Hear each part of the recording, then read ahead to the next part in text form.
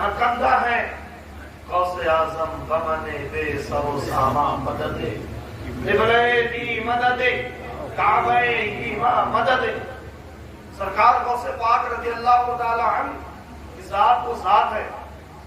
اصل چیز میں آپ کی استقامت فی الدین کو بتاؤں گا، لیکن ادنا سے اعلیٰ کی طرف آؤں گا تو کچھ کرامتیں بھی بتا دوں. سرکار غوث پاک رضی اللہ تعالیٰ عنہ کے پاس 3 حضرات آئے وحدت الاسرار شریف میں. یہ واقعہ مرقوم ہے. کسی صاحب نے کچھ مانگا، کسی صاحب نے کچھ مانگا. ایک بزرگ کہتے ہیں مجھے قطبیت چاہیے، مجھے قطبیت چاہیے. اور قطب کسے کہتے ہیں؟ سید شریف جرجانی رحمت اللہ تعالی علیہ علم کلام کے امام مانے جاتے ہیں. شرح مواقف ایک زمانے تک درسگاہوں میں پڑھائی جاتی تھی. سید شریف جرجانی کی سید السند کے نام سے مشہور ہے. ان کی کتاب ہے تعریفات. وہ 3 حصے کرتے ہیں، قطب اور ایک قطب الاقطاب اور ایک غوث. کہتے ہیں القطب وقد یسمى غوثا باعتبار التجاء الملهوف الیہ. قطب یہ ترقی کر کے پرموٹ ہو کر کے غوث کہلاتا ہے. کب؟ کہ اگر کوئی فریادی انہیں پکارے تو فوراً وہ فریاد کو پہنچ جائے. فریاد کو پہنچنے لگے تو وہی قطب غوث بن جاتا ہے. اور قطب کی مثال دنیا میں ایسے ہوتی ہے جیسے بدن کے اندر روح ہوتی ہے. روح ہے تو بدن سلامت ہے، اور روح نہیں ہے سارے چاہنے والے چند لمحوں میں سپرد خاک کر دیتے ہیں. اور ایک قطب کے اندر کتنی طاقت ہوتی ہے. سید شریف جرجانی بہت بڑے فلسفی بھی تھے. فلاسفہ نے انسان کے کئی حصے کیے. جسم کے ایک روح ہے، ایک نفس ناطقہ ہے، ایک قوت دافعہ ہے، ایک قوت جاذبہ ہے. کہتے ہیں قطب کی طاقت یہ ہوتی ہے کہ جبریل امین، یاد رکھیں انسان کی 2 حیثیتیں ہیں، ایک ملکوتی حیثیت ہے، ایک حیوانی حیثیت ہے. بلکہ انسان یہ عالم صغیر ہے. انسان عالم صغیر ہے. جو عالم میں جو چیزیں زیادہ سے زیادہ کثیر تعداد میں سب کو سمیٹ کر کے اللہ تبارک و تعالیٰ نے حضرت انسان کو بنا دیا.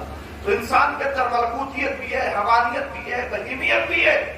تو ملکوتیت قطب کی اتنی بلند ہو جاتی ہے کہ جبریل امین اس قطب میں نفس ناطقہ کا کام کرتے ہیں. نفس ناطقہ کا کام کرتے ہیں. اور اسرافیل اور اسرائیل قوت دافعہ اور قوت جاذبہ کا کام کرتے ہیں. شارٹ میں سمجھنے کے لیے سمجھ سکتے ہیں کہ قطب وہ ہوتا ہے جس کے اندر جبریل کی طاقت میں سے بھی حصہ ملتا ہے. اور قطب وہ ہوتا ہے جسے اللہ تبارک و تعالیٰ میکائیل، اسرافیل اور اسرائیل کی طاقت سے بھی حصہ ملتا ہے. اور قطب وہ ہوتا ہے جسے طاقت محمدی سے حصہ دیا جاتا ہے. یہ عام قطب کی بات ہے. اور جو قطب الاقطاب ہوتا ہے وہ حضور علیہ السلام کا کامل متبع ہوتا ہے. اللہ تبارک و تعالیٰ کی عنایت سب سے زیادہ اگر کسی بندے پر ہوتی ہے تو وہ قطب الاقطاب میں ہوتی ہے. وہ قطب الاقطاب میں ہوتی ہے. اللہ تبارک و تعالیٰ اسے فیض اعظم کا ترازو ادا کرتا ہے. فیض اعظم کا کہ اللہ کی عنایت ہے وہ اپنے ترازو میں رکھ کر کے جسے چاہے جتنا دے. سبحان اللہ. سلطان البغداد سے ایک شاہ صاحب نے کہا ہمیں قطبیت چاہیے. کہتے ہیں ہمارا اللہ قادر ہے، قدرت رکھتا ہے، قطبیت مل جائے گی. اور انتقال سے 1 ہفتہ پہلے قطبیت مل گئی. مقام قطبیت پہ فائز ہو گئے. 2 طرح سے بزرگوں کا نوازا جاتا، یا تو پیر اپنے شیخ کے بارگاہ میں رہ کر کے راہ سلوک طے کرے، فنا بقا کی منزلیں طے کرے اور قلب اور نفس کو جگمگا لے. ایک طریقہ یہ ہے. اور دوسرا طریقہ یہ ہے کہ مشائخ میں سے یا خود رسول اکرم علیہ السلام بطریقہ ویسیت اسے نوازتے. حضور شفیع ملت کا وہ شعر بڑا پیارا ہے، اس موقع پہ پڑھنا چاہوں گا.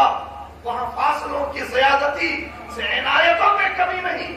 کوئی دور رہ کے ویسے، کوئی پاس رہ کے ملا لے. جو چاہے تو